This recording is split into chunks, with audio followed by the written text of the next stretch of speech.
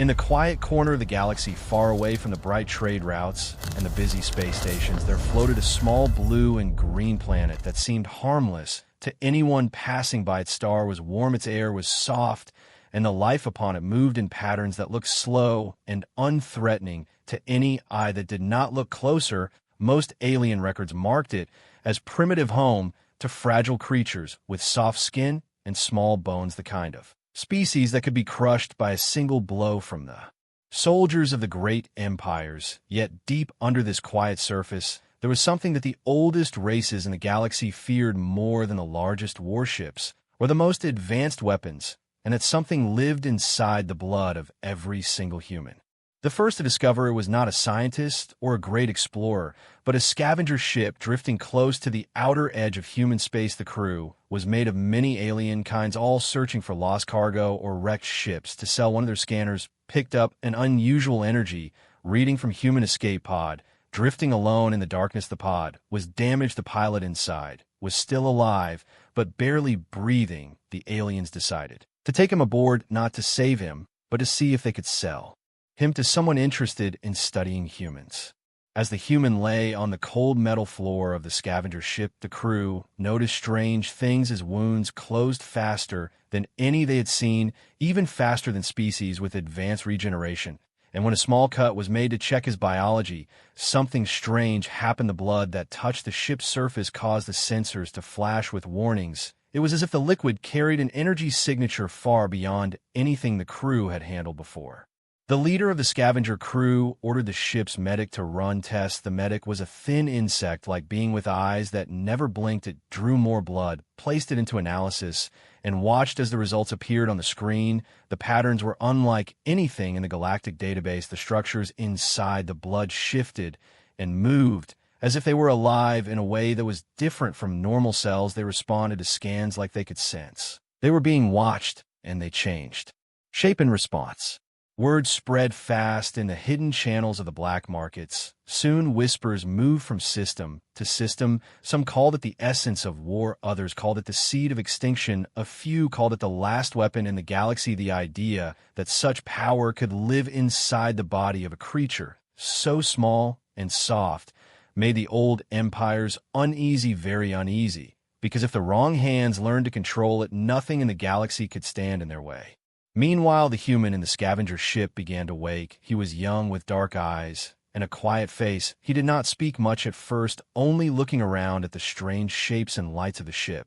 But inside his mind, there was no fear. He remembered fragments of what had happened before his ship had been attacked, and he had been thrown into space. But there was something else, something deeper, that even he did not understand. He could feel his body healing faster than it should, and he could feel a strange heat in his veins, like fire that never cooled.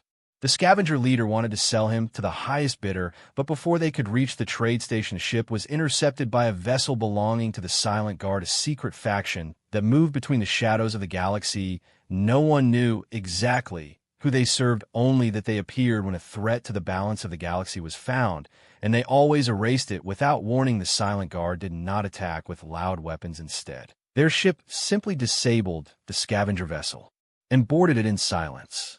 The leader of the Silent Guard was a tall figure hidden under black armor that seemed to drink in the light. They moved through the corridors like a shadow until they found the human. Their scanners confirmed the readings. The blood was active. They ordered the human to be taken with them, leaving the scavenger crew alive, but shaken and too afraid to follow. As the Silent Guard vessel left the sector, the human began to ask questions. He wanted to know who they were, why they had taken him, and what was wrong with his blood. The leader gave no answers, only telling him that his existence was dangerous and that there were powers in the galaxy who would kill entire worlds to obtain what flowed inside him. While the ship traveled through deep space, the human began to sense things that were not normal. He could hear the heartbeat of the crew, even from far away. He could see small sparks of light around living things, and when he focused, he could almost make those lights move. It frightened him, but also filled him with a strange curiosity. He began to wonder if whatever was inside his blood was not just dangerous to others, but also to himself. Far away in the core of the galaxy, the High Council of the Dominion met in a dark chamber. Their spies had already reported the existence of the human, and a strange power in his blood. They feared that if the silent guard kept him hidden, their enemies might gain him. Instead, one of the council members, a reptilian warlord, suggested that they send hunters to track the human and bring him back alive. Another suggested destroying the planet called Earth entirely to prevent more like him from existing. The council did not agree on the method, but they agreed on one thing: the human could not be left free. Back on the silent Gar vessel, the leader finally told the human the truth. Long ago, before most of the known species even left their worlds, there had been an ancient war against something so deadly that even to speak of it now was forbidden. The only thing that had defeated it was a living weapon created not by machines, but by the shaping of life itself. Humans were the result. They were made to carry a substance in their blood that could destroy the enemy at the smallest touch, but the war had ended before most humans even knew what they were. And so the secret had been buried through the ages. Only a few in the galaxy still remembered it. The human listened, trying to understand, but the thought of being made as a weapon did not sit well with him. He was not a soldier. He was just someone who had been caught in the wrong place at the wrong time. Yet deep inside his mind, there was a pull of feeling that the truth was much more complicated than what he had been told, and that the galaxy was far from done with him. As the silent guard ship approached a hidden base on a frozen moon, the alarms suddenly began to ring. Enemy ships had appeared from hyperspace. Their signals matched the Dominion hunters. They had come faster than expected. The leader of the silent guard ordered the crew to prepare for battle, while the human stood frozen in the corridor, feeling the fire in his veins grow hotter. The enemy ships fired, and the hull shook. But instead of fear, he felt something else rising in him, something old, something powerful, and it whispered to him in a voice only he could hear, telling him that the galaxy would burn before they took him alive. The night was silent, except for the faint hum of the research station's power core, and the steady rhythm of the cold wind outside. The alien sky above was painted with 3 pale moons and a sea of stars. Yet Dr. Lena did not look at it. She was too busy staring at the strange readings flashing across her console. A message had come through, not in words, not in pictures, but in something far stranger. It was a pulse of energy unlike anything she had seen before, and it seemed to match perfectly with the strange molecular pattern they had detected earlier in human blood. The pulse carried an almost living frequency, like a heartbeat, but heavier, deeper, as though something ancient was trying to speak through it. Commander Rin entered the lab, his armored boots clicking against the steel floor. He was a tall figure with pale skin marked by scars and eyes that burned with suspicion. "What is it this time, Doctor?" he asked, his voice low and sharp. Lena pointed at the screen. Her hands trembled, not from fear, but from the weight of what she was about to say. "The signal came from outside this star system, and it matches the hidden signature inside human blood." She explained. Her words felt heavy in the air. Rin frowned. Leaning closer, the pattern was unmistakable. He had seen it before in classified war records long buried by the Galactic Council. Rin ordered the rest of the crew to seal the station, no one in or out until they understood what they were dealing with. As the heavy blast doors slid shut, the lights dimmed to emergency mode, casting the lab in a red glow. The crew exchanged nervous glances. None of them wanted to admit it, but they all felt the same thing: that the signal was not just calling them, it was calling something else too. Hours passed, and the signal grew stronger. It pulsed like a drumbeat in their heads, slow at first, then faster and faster. Lena began to feel stranger vision, blurred for moments, and she thought she could see shapes in air, shapes that did not belong to this reality. Her reflection in the lab glass seemed to flicker, showing eyes that were not hers at all.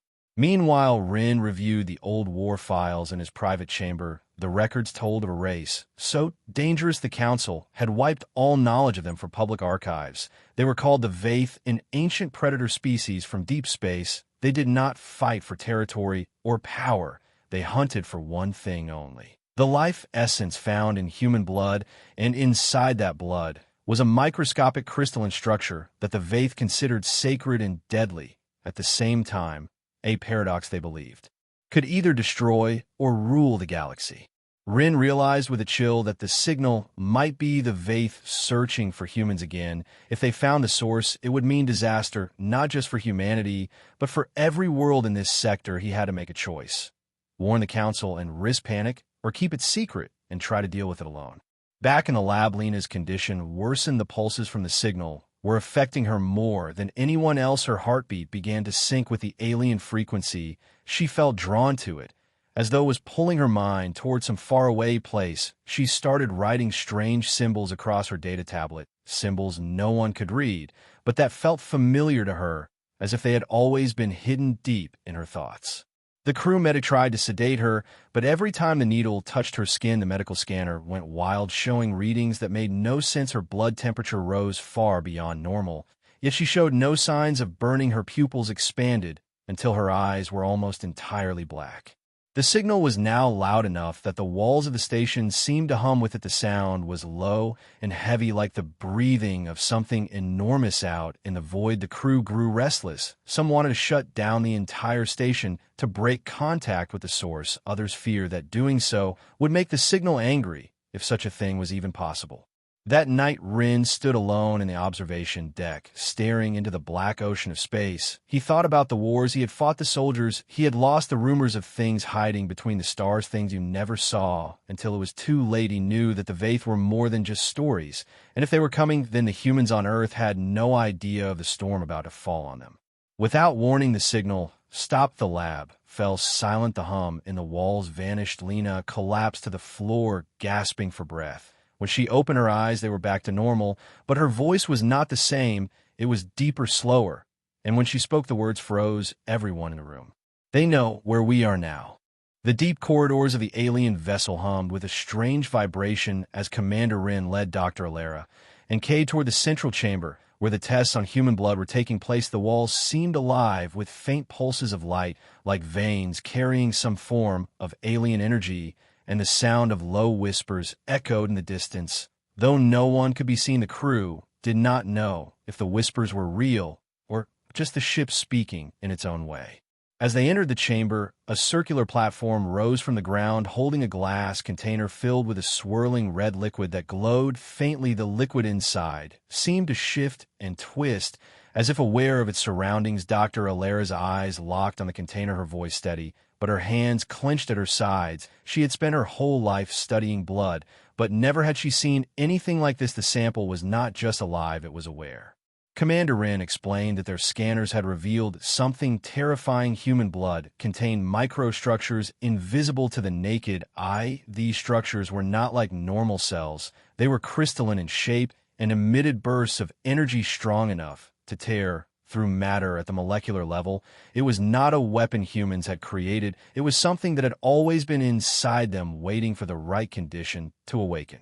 Cade stepped closer, his usual calm replaced with unease. He asked how the aliens had discovered this. Rin said it happened by accident during a skirmish. One of their soldiers had been wounded by a human. The moment human blood entered the alien system, the alien collapsed in agony. Within minutes, the blood had destroyed their internal structure, as if burning them from the inside. No known antidote worked, and the soldier's body turned to dust before their eyes. Dr. Alara began to think aloud. What if this was not random? What if human blood had evolved this way for a reason? She recalled theories about ancient cosmic exposure from the early days of Earth, when the planet was bombarded with strange particles from deep space.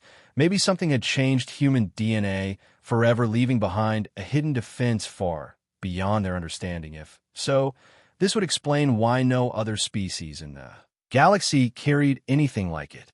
The room's lights flickered, and the hum of the walls deepened. Rin warned them they had limited time. The Galactic Union had already ordered the destruction of Earth, believing humans were too dangerous to live. If they could prove that the blood could be controlled or neutralized, they might spare the planet. But if not, extinction was only days away.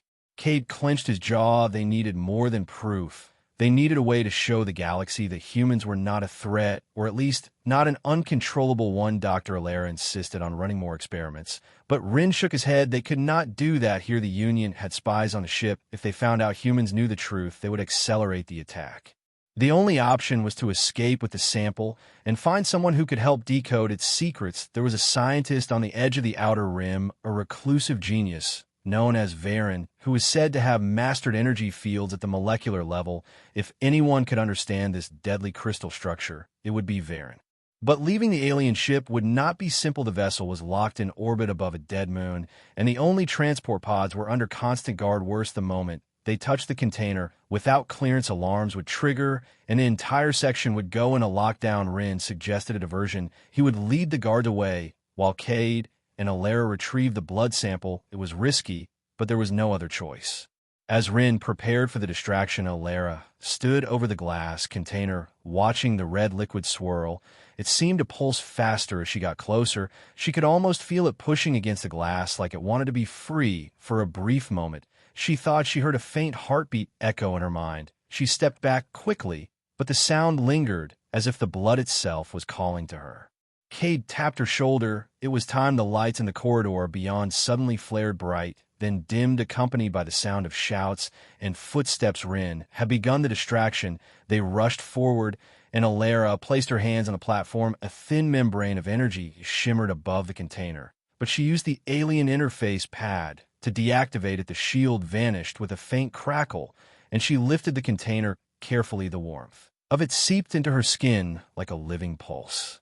The alarms began almost immediately. Their escape path lit up with red warning lights, and metallic barriers began sliding down from the ceiling. Cade grabbed Alara's arm, and they sprinted through the narrowing corridors. The ship groaned as though it felt their theft, and the whispering voices grew louder, now almost like a chorus, chanting words they could not understand. Ahead, they saw the docking bay. The last pod was still there, but two armed alien guards blocked the way. Their weapons glowed with a dangerous light. Cade moved forward to distract them, while Alara hid behind a stack of crates. Clutching the container, the guards opened fire, and energy blasts seared the air around them. Cade dived behind cover, returning shots with his small sidearm. One of the guards advanced, but suddenly froze mid-step. Their body began to convulse, as if something inside them was tearing apart. Their skin shimmered, and then turned to dust before collapsing into a pile. The second guard screamed and aimed at Alara, but the same thing began to happen to them. The dust swirled in the air before vanishing into nothing. Alara stared at the container in her hands. The blood inside was glowing brighter than before. Its swirling patterns had intensified, as though it had sensed danger and acted on its own without touching the guards. It had killed them. She realized the truth. The blood did not just harm on contact, it could act at a distance if threatened. Cade grabbed her arm, snapping her out of the shock. They ran to the pod and slammed the hatch, closed. The engines roared to life, and the pod shot out of the docking bay into the blackness of space. The alien ship loomed behind them, its lights flashing wildly as alarms continued to sound. As they left the dead moon behind, Alara sat in silence, staring at the container. The glow inside was fading back to its slow rhythm, but the heartbeat sound still echoed in her mind. Cade noticed her distant gaze and asked if she was all right. She only shook her head. She knew now that the galaxy was right to fear human blood, but she also knew that this fear could either doom or save her people. Ahead lay the long journey to find Varen and uncover the full truth about the crystalline structures hidden in their veins. Time was running out, and the fate of Earth hung on whether they could control the power before the Galactic Union decided to end humanity forever. The rain had stopped, but the streets still smelled like iron and smoke as Commander Yarrick led his small team through the ruined market, his boots sinking slightly into the wet ground while the broken signs above them swung slowly in the breeze. The team moved in silence, their eyes scanning every corner, because they knew the shadows could hide things more dangerous than soldiers or machines. They knew that somewhere in this destroyed city there were people who would kill to keep the truth about human blood hidden. Beside Yarrick walked Lena, her fingers resting lightly on the grip of her sidearm, her eyes sharp, but her mind wandering to the strange sensation she had felt when she had touched the wounded alien back in the safe house. It was a kind of burning, not pain exactly, but like a strange energy flowing into her skin, and she could not stop wondering if that meant something, if maybe there was more to this deadly secret than the files had told them. She kept her thoughts to herself because the others already looked nervous. They reached the edge of the market where a collapsed wall revealed a narrow path between two crumbling buildings. The path was half filled with debris and pools of rainwater, and Yarrick motioned for the team to move quietly. He could hear voices ahead, low and tense, speaking in a language he did not know, but the tone was unmistakable fear mixed with urgency. The team took cover behind the wreck of an old transport truck, its metal sides riddled with holes from weapons fire. Yarrick peeked over the edge and saw them. Three figures stood in the open, their faces hidden by cloth masks. One of them carried a black case the size of a child's coffin. It was locked with glowing seals, and even from this distance Yerrick could see the faint pulse of light coming from inside. As if something alive was in there, the other two figures kept looking over their shoulders, their hands resting on rifles. They spoke quickly, their eyes darting toward the ruined buildings around them. Then one of them froze as if hearing something, and all three turned sharply toward the path where Jarek's team hid. For a moment, no one moved. The air felt heavy. The rain dripping from the truck roof seemed too loud. Then a voice rang out from the shadows above, and more masked figures emerged, their weapons trained on the three. In the open, there was shouting, and the case was ripped from the first man's hands. One of the masked attackers opened it just enough for a sliver of red light to spill into the air, and even from this far, Yerrick felt his pulse quicken as a strange heat rolled over the street like a wave. The attacker slammed the case shut and barked orders as soldiers pulling the three prisoners to their knees. There was no hesitation, no demands, just cold efficiency. Yerrick knew this was an execution squad, and he had only seconds to decide whether to act or let it happen. He glanced at Lena, who gave him a small nod, and without a word, they moved the first shot from Jarek's rifle, dropped the guard holding the case. Lena's shot hit the one raising his weapon to fire back. The street erupted into chaos as the masked soldiers scattered for cover. Yerrick charged forward, grabbing the black case from the ground, his fingers tingling the moment they touched the smooth surface, as if it recognized him. The glow from inside pulsed faster, like a heartbeat. Lena covered him, taking down another soldier, but there were too many. They fired from the shadows, forcing the team back into the narrow path. Yerrick knew they could not hold this position for long. He shouted for his men to fall back to the safe house, but as they turned to retreat, a figure stepped into their path, blocking the way.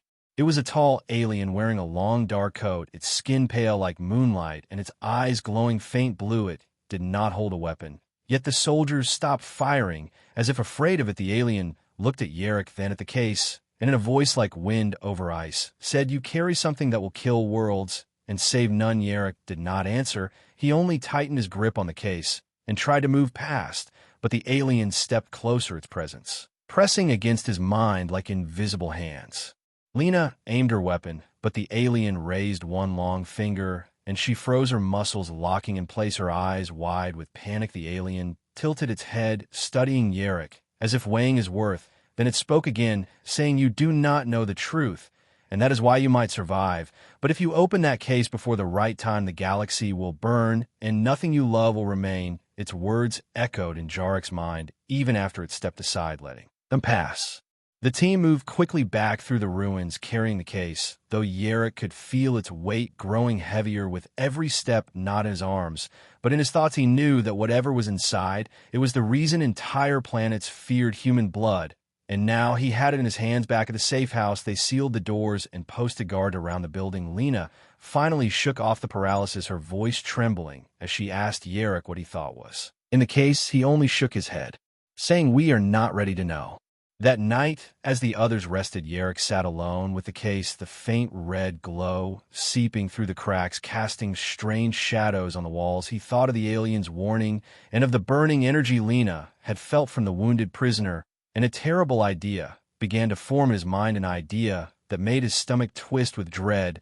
Maybe the most feared thing in the galaxy was not a weapon or a disease. Maybe it was something far worse, something alive and connected to every human in ways no one had dared to imagine. Outside the safe house, the masked soldiers regrouped, their leader speaking into a small device, his voice calm but deadly, saying, "The humans have it, and they will not survive the week."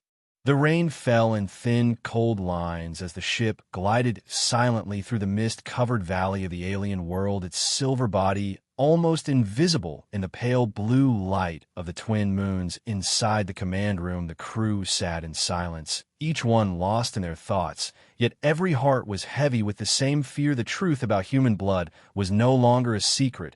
It had spread among the hidden channels of the galaxy, whispered by smugglers and mercenaries, and soon it would reach the ears of those who wanted humans gone forever. Captain Reese stood near the main console, his eyes fixed on the shifting holographic map. In front of him, red zones flashed across the display, showing enemy activity growing faster than they could track. The captain knew someone had betrayed them. The enemy had known their location twice in the last 3 days, and that was no accident. Beside him stood Mara, the scientist whose discovery had started all of this. Her hands trembled slightly as she adjusted the scanner readings. She kept telling herself that the secret was meant to protect humans, not destroy them. But the more she saw, the more she realized how quickly greed and fear could twist any truth. In the far corner sat Kale, the quiet engineer who rarely spoke, but always listened. His dark eyes scanned the room, without moving his head, his mind piecing together fragments of overheard conversations, small details in body language, and the sudden changes in routine that told him someone was passing information to the enemy. He did not yet know who, but he felt the answer was close. The ship's lights flickered once, then again, this time longer than before. A low hum vibrated through the floor, as if the vessel itself sensed the danger. Reese ordered a systems check, and Kale moved to the maintenance panel, his fingers dancing over the controls, searching for any sign of sabotage. Outside, the mist parted for a brief moment, revealing the ruins of an ancient alien city half buried in the ground, its massive towers leaning at odd angles like bones of a giant creature long dead. Mara stared at it through the glass, her voice soft. As she spoke of the legends she had read, these ruins belonged to a civilization that once tried to harness the same power hidden in human blood. They had vanished without a trace, their fall marked only by scattered stories and broken stone. Reese felt the weight of her words pressing on him as he thought of Earth, and what might happen if the wrong hands gained control of this deadly gift. Kale's voice broke through the silence. He had found something in the ship's chorus signal being sent out every 30 minutes, masked as a maintenance log. It was clever, almost invisible, but enough to guide enemy ships straight to them.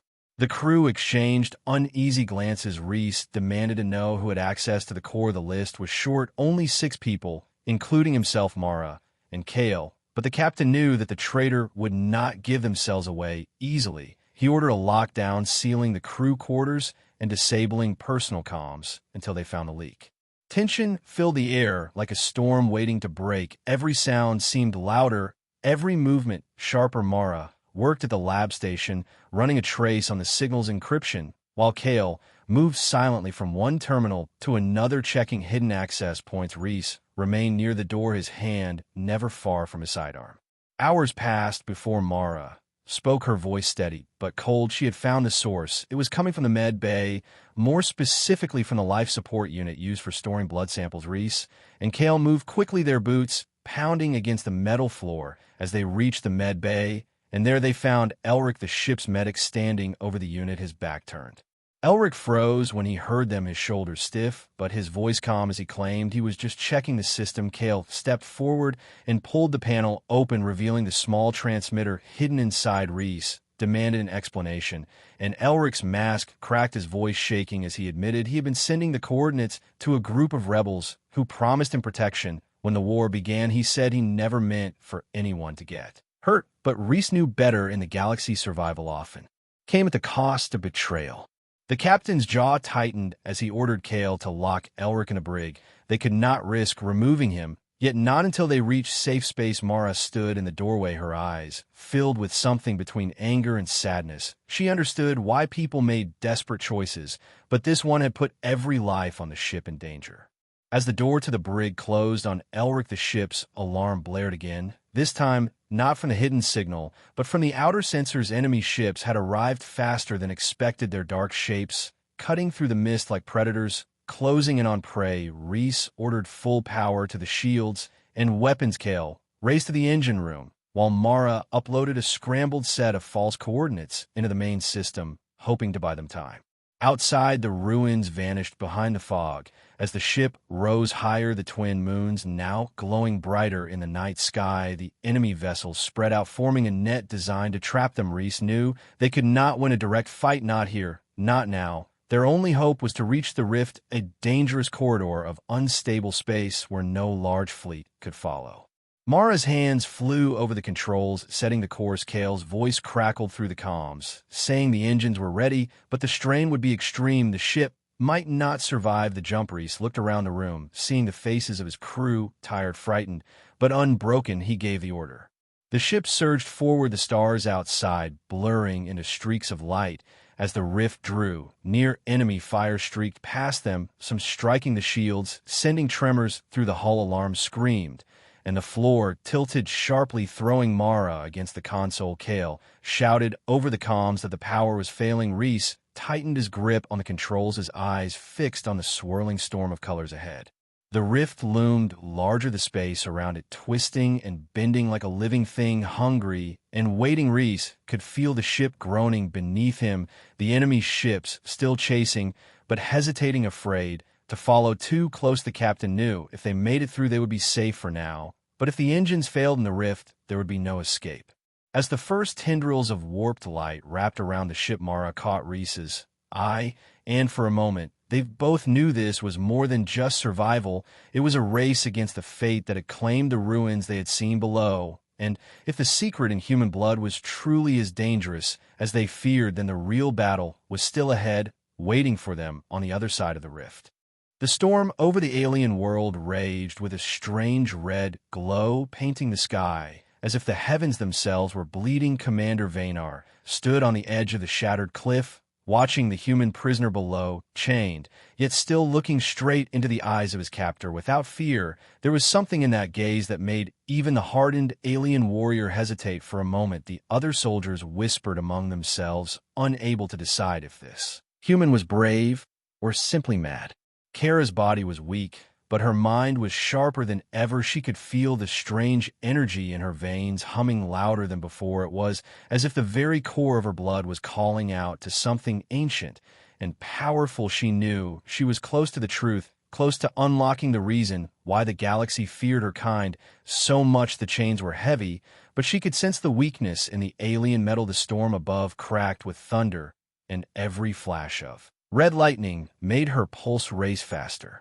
Vaynar stepped closer, his voice low and filled with warning. He told her that the energy in her veins was older than any empire, older than the stars themselves. He said that long before the rise of alien civilizations, there was a war that reshaped the galaxy, and that the victors swore an oath to destroy every trace of a certain power. Kara felt the chains dig into her skin, but she did not flinch. She knew he was talking about the secret hidden inside her. The wind screamed across the canyon, carrying the voices of alien scouts reporting, and they had found a sign, a strange signal coming from the human ship wrecked deep within the poisonous swamps. Kara's heart quickened, for she knew that ship still carried the last fragment of human history and the proof of what her blood truly was. Vaynar ordered his warriors to secure the wreckage, but something in his tone hinted at fear. He was not afraid of her alone, but of what might happen if the secret spread.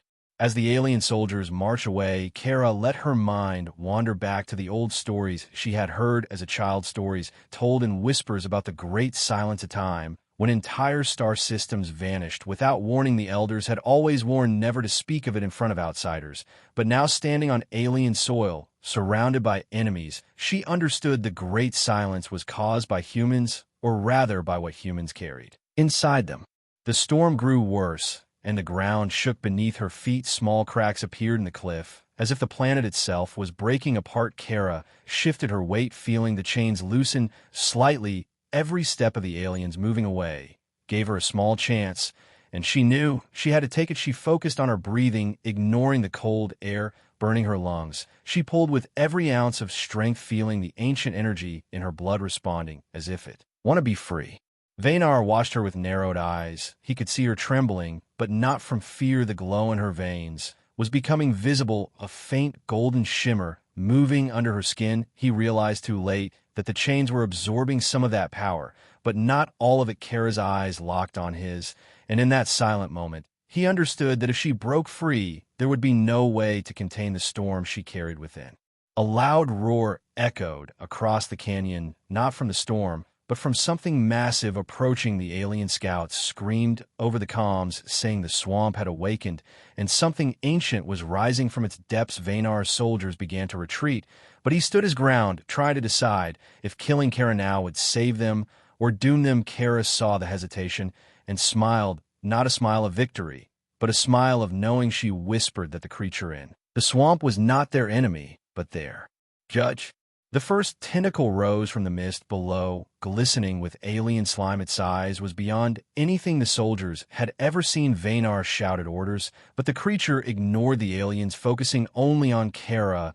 Its eyes glowed the same golden light as her veins, and in that moment, every alien in the canyon understood that the human was somehow connected to this ancient being. The chains holding her rattled as the creature let out a sound that was more like a memory than a roar. Kara felt the energy in her blood surge in response. The ground split wider, and a wave of golden light burst from the cracks. Vaynar shielded his eyes, but when he looked again, Kara was gone. The chains lay broken at the edge of the cliff, and the golden glow was fading into the mist. The creature lowered its massive head, as if bowing to someone unseen, before it slid back into the swamp, leaving nothing but silence behind. Far above the canyon, the red storm began to fade, replaced by a clear black sky filled with stars. Vaynar stood alone with the truth burning in his mind. He now knew the secret that had been hidden for so long. Humans were not just another race in the galaxy. They were the key to something far greater and far more dangerous, something that could either unite the stars or tear them apart forever. Kara, meanwhile, was already moving through the shadowed forest, her mind racing with possibilities. She knew the creature had given her freedom for a reason. She also knew that the aliens would not stop hunting her. The wrecked human ship in the swamp still held answers, and if she could reach it before the aliens did, she might finally understand the full power of her blood. The forest around her was alive with strange noises, but she moved quickly, using the storm's fading light as cover. Every step she took made the golden energy in her veins grow stronger. She could feel memories that were not hers flooding into her mind, images of ancient battles fought in the void of space, voices speaking in languages no one remembered, and the faces of beings so powerful that stars bent around them. Kara gritted her teeth, knowing these visions were part of the truth, and that the more she saw, the more dangerous she became to those in power. Behind her, the sound of alien pursuit grew louder. Vaynar had not given up. He moved through the forest like a shadow, his eyes fixed on the faint trail of golden light Kara left behind. He did not want to kill her anymore. Instead, he wanted to control her, to use the power in her blood for his own people. Kara could sense his thoughts as if they were her own, and she vowed silently that she would never let that happen. As she neared the edge of the swamp, the air grew thick and heavy. The wreck of the human ship loomed in the mist, its hull broken, but still humming with energy. Kara stepped onto the cracked metal, feeling the pull of something deep within. She knew the final part of the truth was waiting for her inside. The stars above the alien world shone like tiny eyes, watching every movement from far away. The air was cold and dry, carrying the smell of dust and metal through the narrow streets of the alien city. Captain Rylan stood at the center of the great plaza, surrounded by tall black towers that seemed to bend toward him, as if they were listening. Every step echoed like a drumbeat of fate. The alien council had gathered on a high platform, looking down at him, with glowing eyes filled with both fear and curiosity. The leader, a tall figure with silver skin and long, thin arms, raised his voice to speak, and the entire crowd went silent. Rylan could feel his heart pounding like a war drum, because he knew that this was the moment everything would change forever. The leader began to speak in a deep voice that rolled like thunder through the plaza. He told Rylan that the galaxy had feared the substance in human blood for centuries because it held a power no other species could match. It was not just strength or endurance. It was something much older, something that came from the beginning of life itself. The substance could turn thought into reality, shaping the world around the one who carried it in ways that defied all laws of nature. Every battle humans had won against impossible odds. Every survival story, every rise from ruin had been because of this unseen force, and the alien council had been watching humans for generations, fearing the day they would understand what they truly carried inside them. Rylan stood there listening, his mind Racing, he thought about the history of his people, all the wars they had fought, all the times they had faced extinction only to rise again stronger than before, and he realized that this was not a curse, it was a gift. But the leader's next words chilled him more than the cold wind. The power in human blood was growing, changing, and if it reached its full potential, it would not only protect humans, it could destroy entire worlds without ships, without weapons. Without warning, one thought could erase a city, could shatter a planet. That was why the galaxy feared them, because if even one human decided to use it for destruction, nothing could stop them. The alien crowd murmured in fear as the leader spoke. Rylan could see the truth in their eyes. This was why they had hunted humans. This was why so many worlds had closed their borders to them. This was why his crew had been attacked over and over again, not because of what they had done, but because of what they could do. Rylan felt a heavy weight settle in his chest as he realized the choice before him. He could keep this secret hidden, letting fear and mistrust rule the galaxy forever, or he could reveal it to humanity, risking that someone somewhere would use it for evil. A sudden roar from the sky made everyone look up. A fleet of enemy warships was descending through the clouds, their black hulls cutting through the light like blades. Rylan's ship was among them, damaged, but still flying, his crew fighting to keep it in the air. The alien leader looked at Rylan with something like respect and said, "The choice is yours, human." The enemy ships fired beams of energy into the plaza, sending people scattering in every direction. Rylan ran through the chaos toward the docking platforms, his mind set. He knew what he had to do, but the path ahead was filled with danger.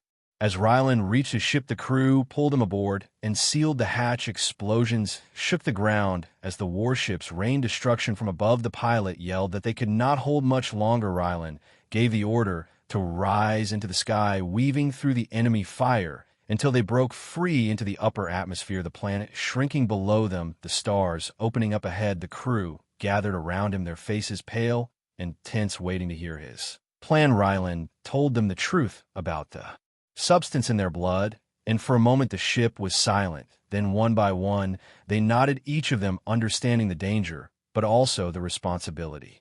The navigators set a course for the human homeworld, knowing that if they were to survive, they had to prepare for what was coming. The enemy would not stop hunting them, and the galaxy would not stop fearing them. But Rylan believed that humanity could learn to control this power, to use it for protection instead of destruction. Still, a shadow of doubt lingered in his mind, because power this great had a way of changing those who carried it, and there was no guarantee that every human would resist the temptation to use it for themselves.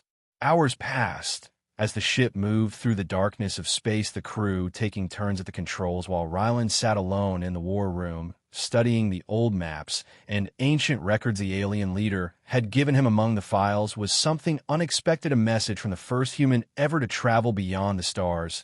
It spoke of the blood, the power, and the warning that came with it. The message ended with a single line that burned into Rylan's mind: the blood is not the gift, the blood is the test. As the ship neared the human homeworld, alarms began to sound. A massive shadow was blocking their path, an enemy supercarrier larger than anything they had ever faced, its weapons glowing with deadly light. The crew braced for impact, but before the first shot could be fired, Rylan stood at the center of the bridge, closed his eyes, and focused. He thought of every battle, every friend lost, every world saved. He thought of peace and survival. He thought of home. And as he did, something began to happen. The air around him shimmered, the lights on the ship flickered, and the enemy carrier suddenly went silent, drifting powerless in space. The crew stared in shock as Rylan opened his eyes, his face pale and his voice quiet, saying, "It has begun." The ship slipped past the disabled carrier, heading for home, but Rylan knew this was only the beginning. The galaxy had seen what human blood could do, and they would come for it harder and faster than ever before. Yet somewhere deep inside, he felt a strange calm, because he understood now that the real battle was not against the enemy, it was against themselves, and whether they won or lost would decide the fate of every world in the galaxy forever.